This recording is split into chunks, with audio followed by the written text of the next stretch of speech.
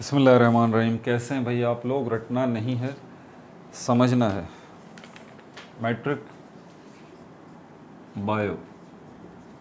Biology, ठीक है। Chapter number 1, gaseous exchange. Copy pencil ले लीजिए, लेक्चर को नोट करना है और मुस्कुराते रहना है। मुझे पता है क्या परेशानी है आप लोगों की, बुक्स नहीं आ रही मार्केट के अंदर, अवेलेबल नहीं हैं। सिंटेक्स बुक बोर्ड की वेबसाइट पे अपलोड हो चुकी है बुक, भाई वहाँ से आप डाउनलोड कर लीजिए, पीडीएफ आपको मिल जाएगा। फ़िलहाल पीडीएफ से काम चलाइए, मैं भी पीडीएफ से ही काम चला रहा हूँ। ज़रा पूरे चैप्टर का हम ओवरव्यू ले लें। ये मैट्रिक की बायो है, इसका पहला चैप्टर गैसियस एक्सचेंज है, ठीक है। तो ये जो गैसियस एक्सचेंज है, ज़रा इसका पूरे चैप्टर का एक ओवरव्यू ले लें। ये बेहद ज़रूरी है, आपको इन डिटेल जो है वो समझने से पहले आपको पता होना चाहिए। इसमें कौन कौन से टॉपिक्स हैं हमारे पास, ज़रा तरतीब देखें। पहले गैसियस एक्सचेंज को समझ लीजिए कि ये होता क्या है। जिसमें गैसेस एक्सचेंज हो रही हूँ, एक्सचेंज का मतलब है तबादला,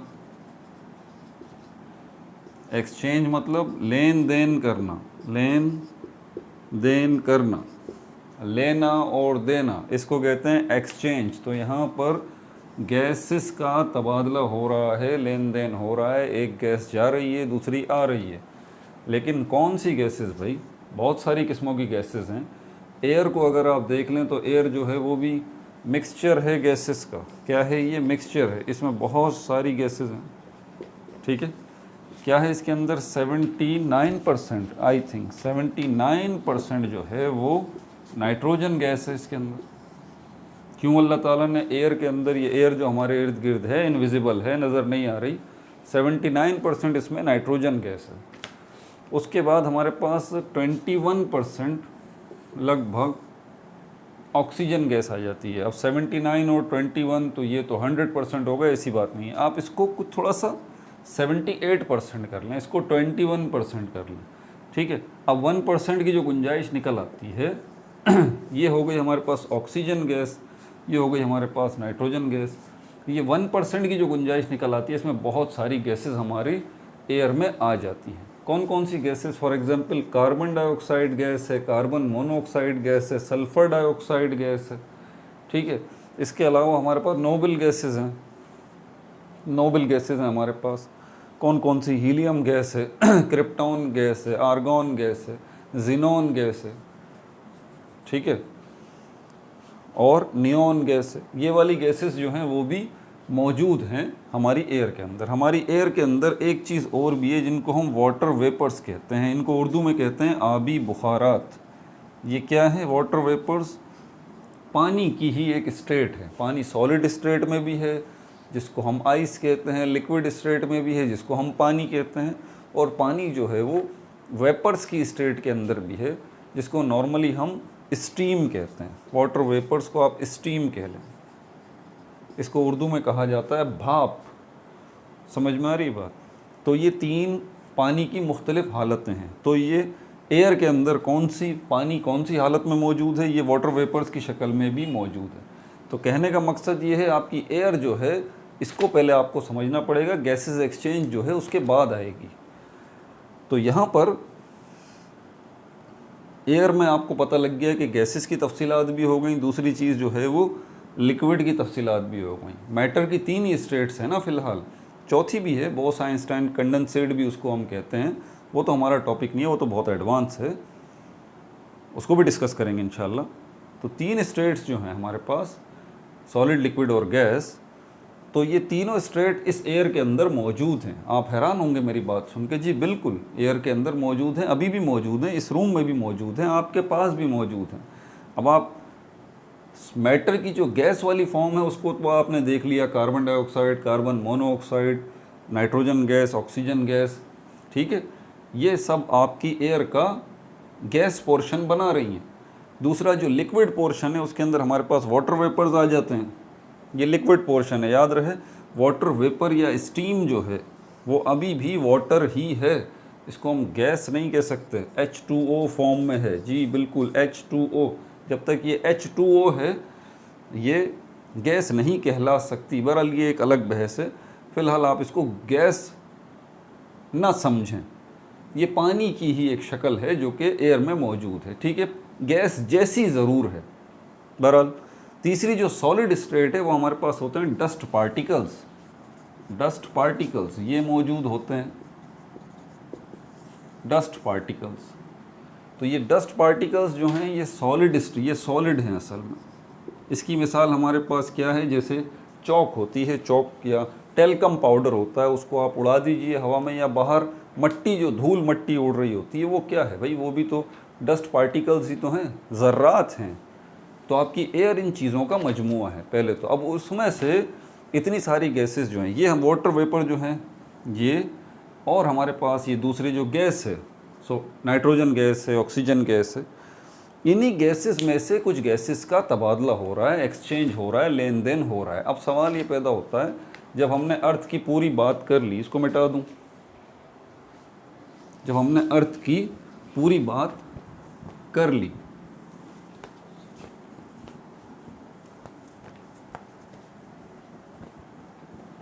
पूरी हमने अर्थ की बात कर ली ना, क्योंकि एयर तो सब जगह पर मौजूद है ना, अंटार्कटिका में भी एयर मौजूद है, ये रही आपकी अर्थ जिसके ऊपर आप मौजूद हैं।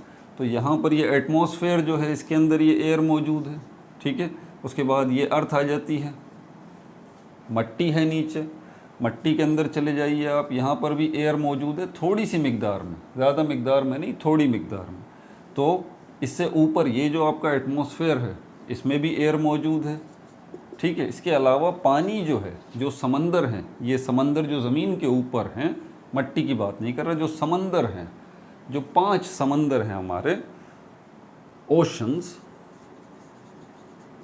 इनके अंदर भी ये एयर मौजूद है। ये जगहें देख ली आपने, मट्टी के अंदर भी एयर मौजूद है थोड़ी मिकदार में, और समंदर जो है उसके अंदर भी एयर मौजूद है थोड़ी मिकदार में। बहुत ज़्यादा मिकदार में ये जो हमारा एटमॉस्फेयर है, जिसको हम कहते हैं एटमॉस्फेयर, ये जिसके अंदर हम मौजूद हैं, इंसान मौजूद हैं, जानवर मौजूद हैं, प्लांट्स मौजूद हैं जो ज़मीन के ऊपर पाए जाते हैं, ये सब इस एटमॉस्फेयर में मौजूद हैं। ये सारे सिनेरियो को आपका समझना बहुत ज़रूरी है। तो एयर मौजूद है तो यकीनन ऑक्सीजन भी मौजूद है, फिर नाइट्रोजन भी मौजूद है, फिर कार्बन डाइऑक्साइड और बहुत सारी गैसेस जो अभी बताई हैं वो सब मट्टी के अंदर भी हैं, हवा में भी हैं और पानी के अंदर भी हैं। अब यहाँ पर ये बात रखना। अब चलते हैं यहाँ पर गैसेस एक्सचेंज जो लेन देन हो रहा है वो उसमें किसकी बात हो रही है, लिविंग थिंग्स की बात हो रही है भाई। लिविंग थिंग्स जो हैं उनकी बात हो रही है। ये जो गैसेस का तबादला हो रहा है ना, जो लेन देन हो रहा है गैसेस का, वो कौन कर रहे हैं, वो लिविंग थिंग्स कर रहे हैं। ये मार्कर नहीं कर रहा है, ये पेपर नहीं कर रहा है, ये बोर्ड नहीं कर रहा है, ये इंक नहीं कर रही। बात समझ आ रही है आपको, ये लिविंग थिंग्स कर रहे हैं। अब लिविंग थिंग्स की मौजूदगी को भी ज़रा देख लेते हैं। लिविंग थिंग्स कहाँ कहाँ मौजूद है भाई, जहाँ जहाँ एयर मौजूद है वहाँ वहाँ लिविंग थिंग्स मौजूद हैं। ज़मीन के अंदर जो मट्टी है उसके अंदर लिविंग थिंग्स मौजूद हैं, ठीक है। ज़मीन के ऊपर लिविंग थिंग्स मौजूद हैं और हवा में लिविंग थिंग्स मौजूद हैं। मतलब जहाँ एयर है वहाँ लिविंग थिंग्स मौजूद हैं। तो ये बात भी समझ में आ गई कि गैसेस जो हैं उनका एक्सचेंज लिविंग थिंग्स के दरमियान हो रहा है, नॉन लिविंग थिंग्स के दरमियान नहीं हो रहा। हमारी ज़मीन पर दो ही किस्म की चीज़ें, या तो लिविंग थिंग्स हैं या नॉन लिविंग थिंग्स है, भाई तीसरी किस्म की तो चीज़ है ही नहीं। अब यहाँ पर भी ये बात तमाम हो गई। अब जो लिविंग थिंग्स हैं ज़रा उनकी भी कैटेगरी को आपको समझना पड़ेगा आगे बढ़ने से पहले। लिविंग थिंग्स कितने किस्मों के हैं, देखें ये सारी चीज़ें बहुत ज़्यादा ज़रूरी हैं आपके लिए। अगर आप ये समझेंगे नहीं ना तो पूरा कॉन्सेप्ट आपका क्लियर नहीं होगा। हमारे पास जो है लिविंग थिंग्स दो तरह के, एक विजिबल लिविंग थिंग्स हैं जो कि आपको अपनी आँख से नज़र आ रहे हैं, दूसरे इनविजिबल हैं जो कि आपको अपनी आँख से नज़र नहीं आ रहे। ये जो विजिबल हैं इनके अंदर क्या क्या आ जाते हैं, प्लांट्स आ जाते हैं और एनिमल्स आ जाते हैं, ठीक है। जो फाइलम्स आप लोगों ने पढ़े, जो किंगडम्स आप लोगों ने पढ़े, उसकी डिटेल को फ़िलहाल छोड़ दें अभी। ये आसान सी क्लासिफिकेशन समझ लीजिए जो कि आपको नज़र आ रहे हैं। प्लांट्स जो आपको नज़र आ रहे हैं, एनिमल्स जो आपको नज़र आ रहे हैं, दो किस्म की। तीसरी किस्म की चीज़ जो आपको अपनी आँख से नज़र आ रही है, माइक्रोस्कोप की ज़रूरत नहीं है, उसको हम कहते हैं क्या, उनको हम कहते हैं फंजाई। फंजाई जो है वो भी आपको अपनी आँख से नज़र आ रही है। और चौथी किस्म एलजी जो है वो भी आपको अपनी आँख से नज़र आ रही है। समंदर में देख लीजिए, समंदर में जो समुद्री घास आपको नज़र आती है वो एल्गी की एक किस्म है, फंजाई की एक किस्म, वो जो छतरियाँ हैं मशरूम, जिनको उर्दू में खुम्बियाँ कहा जाता है, इस तरह की बड़ी खूबसूरत सी मौसम बरसात में निकलती हैं। ये क्या है? ये फंजाई है। ये भी आप अपनी आँख से देख सकते हैं, एनिमल्स भी आप अपनी आँख से देख सकते हैं, प्लांट्स भी आप अपनी आँख से देख सकते हैं। इनविजिबल जो हैं, जो आपको अपनी आँख से नज़र नहीं आ रहे, जिसमें आपको माइक्रोस्कोप की नीड है, वो क्या है? वो इनविजिबल। तो इनविजिबल में फंजाई की भी एक टाइप ऐसी है जो कि इनविजिबल है, माइक्रोस्कोप से ही वो नज़र आएंगे। एल्गी की भी एक ऐसी टाइप है जो कि इनविजिबल है, माइक्रोस्कोप से ही आपको नज़र आएंगे। प्लांट्स के जैसे, प्लांट्स तो नहीं कहेंगे, प्लांट्स के जैसे कुछ लिविंग थिंग्स ऐसे हैं जो कि सिर्फ माइक्रोस्कोप से नज़र आएंगे आपको, वैसे नज़र नहीं आएंगे। और एनिमल्स जैसे, एनिमल्स नहीं, एनिमल्स जैसे कुछ ऑर्गेनिजम्स ऐसे हैं, लिविंग थिंग्स ऐसे हैं जो कि आपको सिर्फ माइक्रोस्कोप से नज़र आएंगे, उसके बगैर नज़र नहीं आएंगे। इसके अलावा लिविंग थिंग्स की एक और कैटेगरी ऐसी है जिसका आजकल बड़ा धूम मचा पड़ा है, कोरोना वायरस। कोरोना तो नहीं कहेंगे, वायरस कहते हैं। वायरस एक ऐसी कैटेगरी है जो बीच में लटका पड़ा है ये, ठीक है। ये कुछ खुसूसियात इसके अंदर लिविंग थिंग्स वाली हैं, कुछ खुसूसियात इसमें नॉन लिविंग थिंग्स वाली हैं, ठीक है। तो ये बीच की स्टेट है वायरस, इसीलिए इसको अभी तक जो है वो लिविंग थिंग कंसीडर पूरे तरीके से नहीं किया जाता। बहरहाल ये 3 कैटेगरी आपके पास आ गई। वायरसेस जो हैं वो भी इनविजिबल कैटेगरी में हम रख लेते हैं। फिलहाल वायरस को हम साइड में करते हैं। गैसेस एक्सचेंज किन में हो रहा है भाई? इन सब में हो रहा है, इन सब में हो रहा है।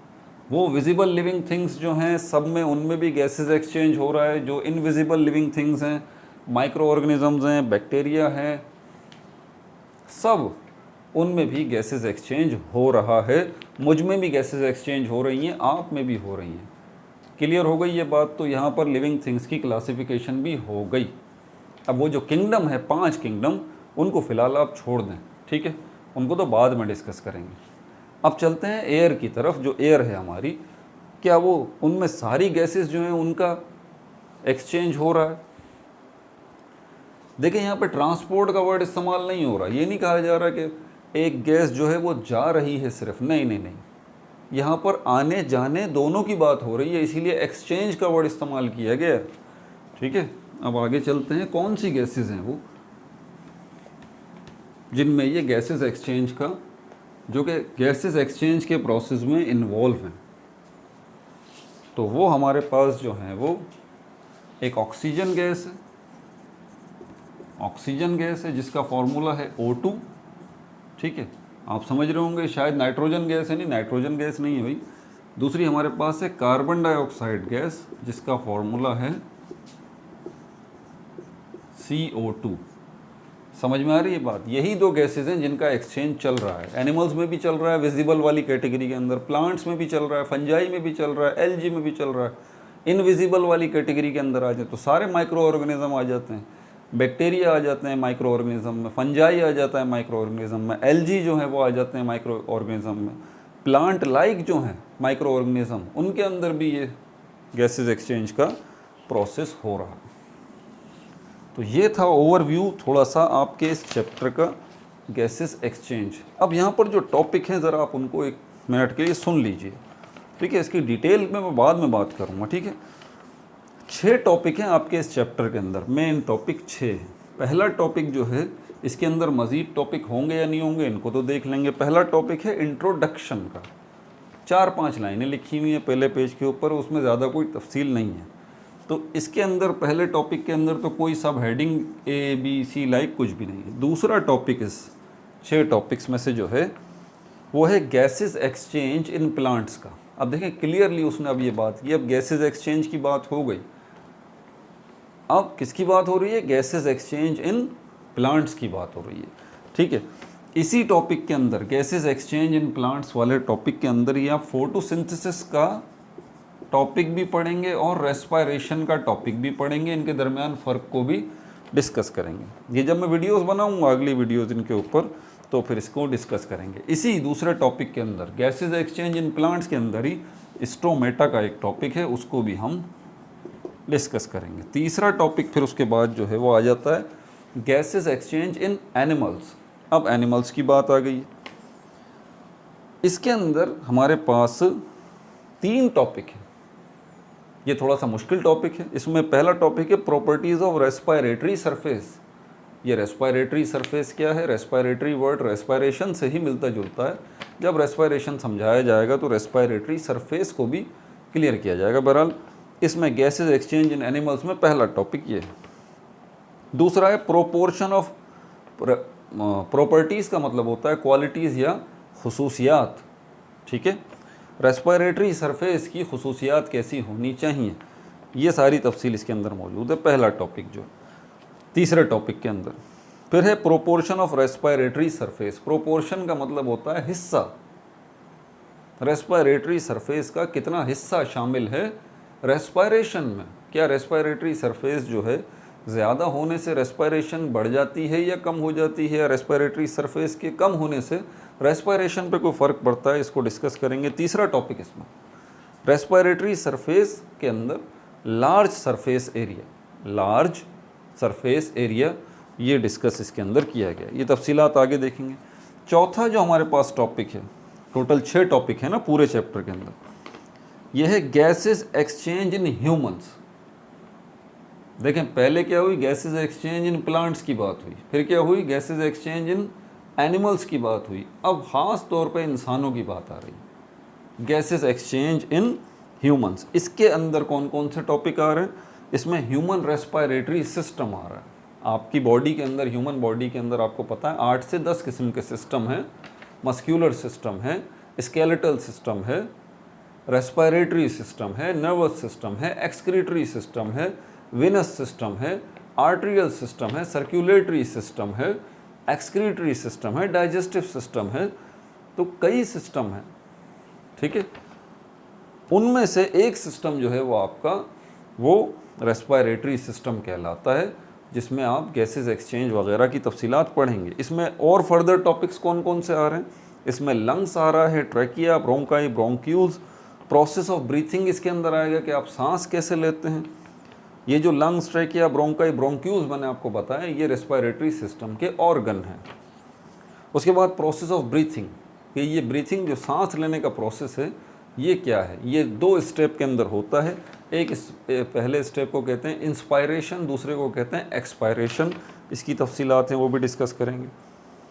टॉपिक जो 5 है वो है गैसेस एक्सचेंज इन अल्वियोलाई। देखें ख़ास तौर पे इसको अलग से टॉपिक दिया गया है, टॉपिक 5। अल्वियोलाई क्या है? ये अल्वियोलाई आपके ह्यूमन रेस्पिरेटरी सिस्टम का वो आखिरी किनारा है जहाँ पर लेन देन होता है गैसेस का। अल्वियोलाई, ये ख़ास तौर पे इसको अलग से एक पूरा टॉपिक दिया गया आपकी बुक का, अल्वियोलाई। तो इसमें हम देखेंगे तो गैसेस एक्सचेंज इन अल्वियोलाई, और इसके अंदर फर्दर देखें टॉपिक्स आ रहे हैं। Composition of inspired and expired air, वो हवा जो कि आप इनटेक कर रहे हैं, ले रहे हैं, ये जो मैंने अभी इन की है, और ये जो मैं आउट कर रहा हूँ एयर, इनकी कंपोजिशन, इनकी बनावट, ये एयर जो मैं इन कर रहा हूँ और एयर जो मैं आउट कर रहा हूँ, ये एक ही जैसी है या इसमें कुछ फ़र्क है? फ़र्क है, ठीक है। ये सब इसमें डिस्कस किया जाएगा। Rate of breathing at rest and during exercise. Breathing, rate of breathing, rate का वर्ड जो है पहले भी कई दफ़ा मैंने बताया। तो रेट का मतलब यहाँ पर आसान सा रफ्तार को ले लीजिए फ़िलहाल आप, स्पीड को, यानी कि ब्रीथिंग जो है ये प्रोसेस, सांस लेने का अमल है, ये इसकी रफ्तार जब आप रेस्ट पोजीशन में हो उस वक्त क्या होती है, और जब आप एक्सरसाइज कर रहे हो उस वक्त इस सांस लेने की रफ्तार जो है वो क्या होती है, उसको डिस्कस किया गया। आर्टिफिशियल वेंटिलेटर को भी इसी में डिस्कस किया गया है इस गैशियस एक्सचेंज इन अल्वियोलाई वाले टॉपिक के अंदर। देखें 3 टॉपिक्स जो हैं तगड़े किस्म के इसमें डिस्कस हुए हैं।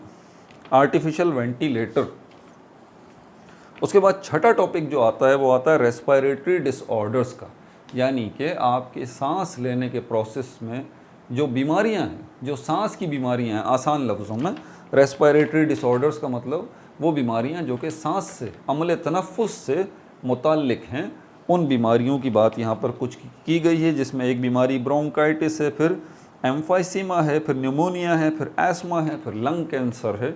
ये आपका चैप्टर तमाम हो गया। ये था ओवरव्यू, सिर्फ ओवरव्यू। अब इस ओवरव्यू में कितना टाइम लग गया मुझे इसका कोई भी अंदाज़ा नहीं है। बहरहाल ओवरव्यू देना पूरे चैप्टर का ज़रूरी था।